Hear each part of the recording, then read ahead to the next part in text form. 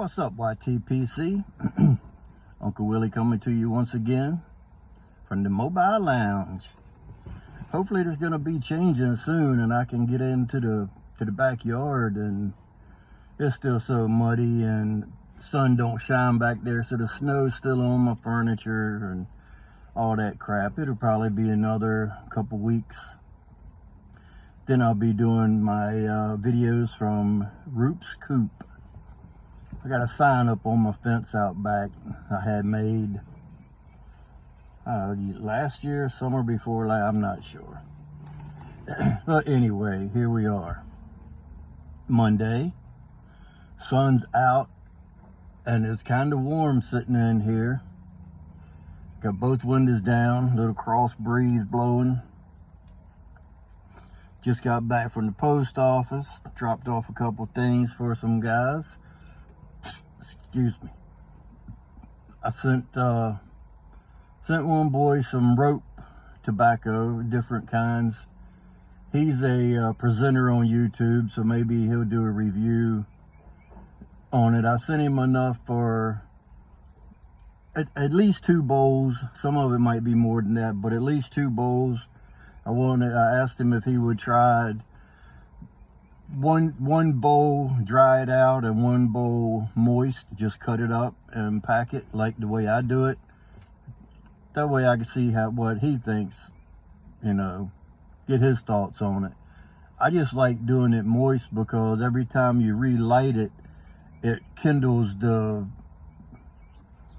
whatever it is, the flavors, and it kicks it in the ass and it makes it taste good. Not that it's not good when you dry it out, but I just prefer to drink it. Yeah, I just drink it moist. I just smoke it moist. You might have to relight it a couple of times, but hey, that's all part of piping. You can't, every bowl can't be perfect. You can't light it one time and just smoke it through. Well, you can, but that's just when you're sitting by yourself and you ain't doing nothing else but just smoking, not talking. Then you can smoke it and enjoy it like that. But anyway, enough of that. Today I am smoking a pipe that y'all haven't seen yet. It's a Tsuge cat's eye. It's got beautiful bird's eye on that side and that side, and then the cross grain going across the front and the back. And the reason they call it a cat's eye, because it's shaped like a cat's eye. 9mm filter. I don't usually smoke a filter, but I just wanted to try it this time on this one, just to see if it made any difference. This bowl is so short that it can build up moisture a lot easier because it's less room to travel. So I figured I'd give it a try with the filter. It comes with an adapter that goes in there to close the draw hole down. I like the pipe. I love the pipe. Nice deep bowl. And like I say, it's a beautiful, beautiful pipe.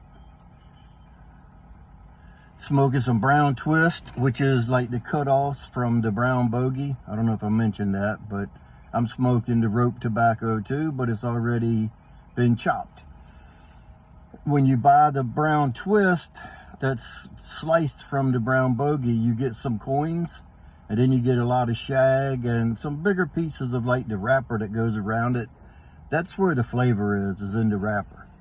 That's where all the smokiness comes from.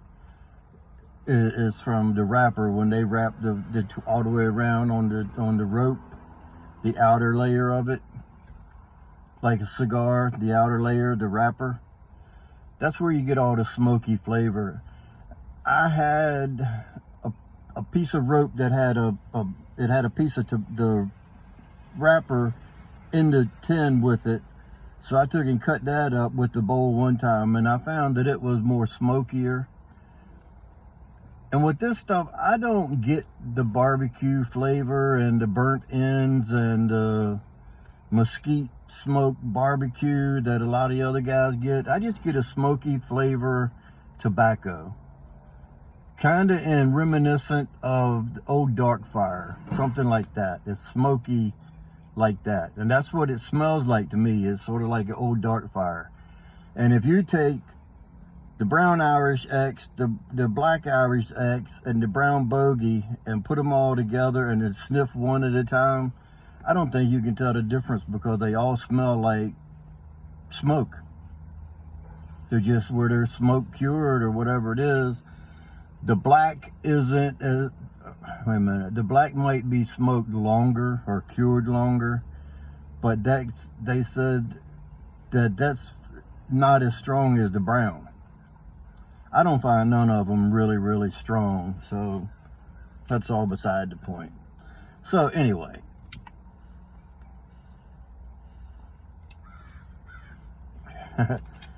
like I said, I went to the post office. When I got back, I pulled up the tracking on my carrot cake coffee.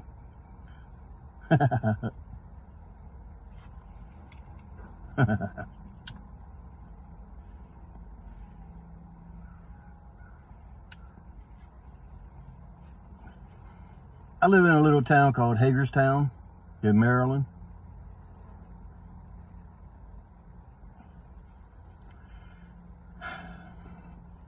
My coffee was shipped from Fort Myers, Florida.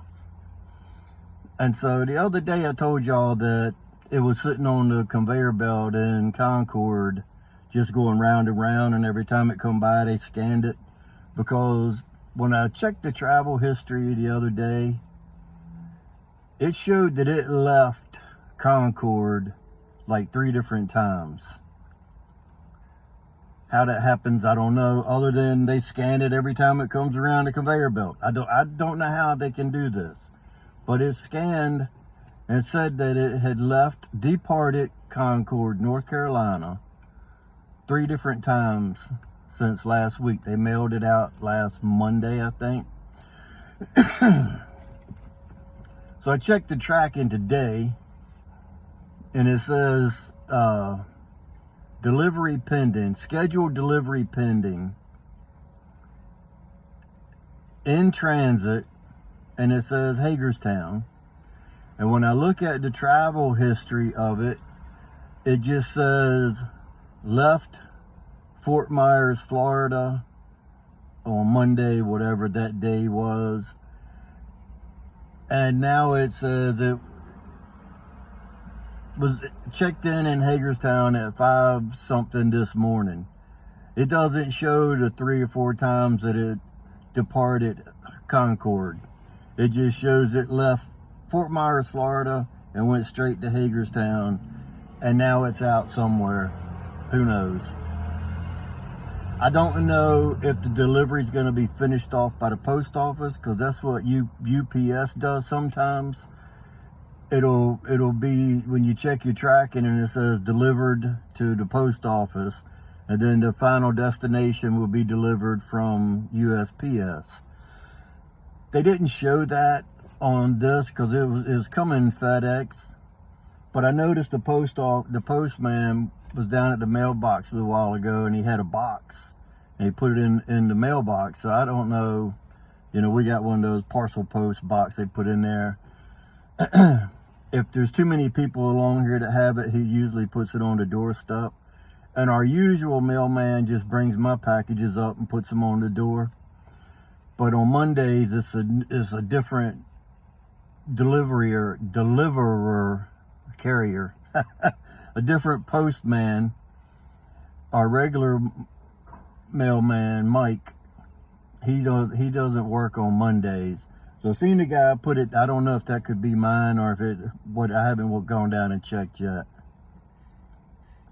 But since it wasn't here this morning, I'm assuming with it being FedEx, if it's going to be final delivery from them, fingers crossed, it'll be here tomorrow.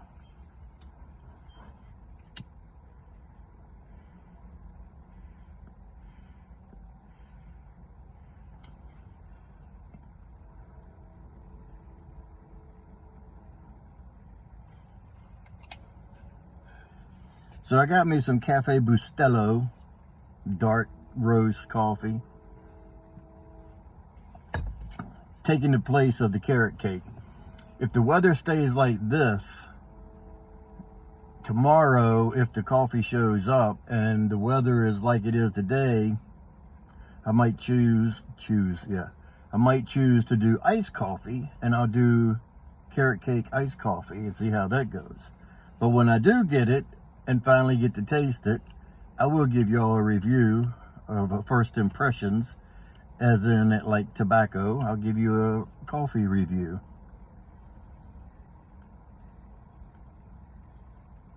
So,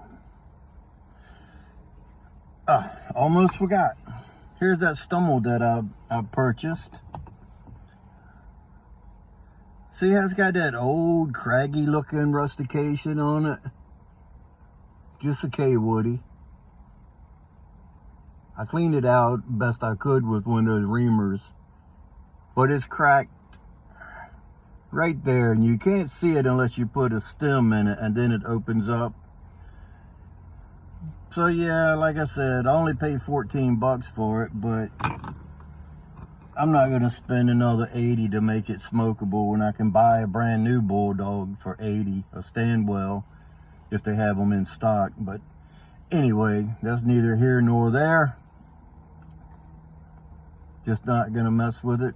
Going to put it in the drawer with my extra stems, and maybe one day I'll take one of those other stems I got and just stick it in there and just smoke it like that, knowing that it's got a crack in it. It's probably gonna bring in some air. So maybe I'll use one of my corncob stems that uses a 6mm. Maybe I can put that in there and it'll help it out. I don't know. Anyway, I'm at 12 minutes. Been rambling and babbling, and hopefully I'll get my coffee soon. And until next time, stuff 'em and puff 'em.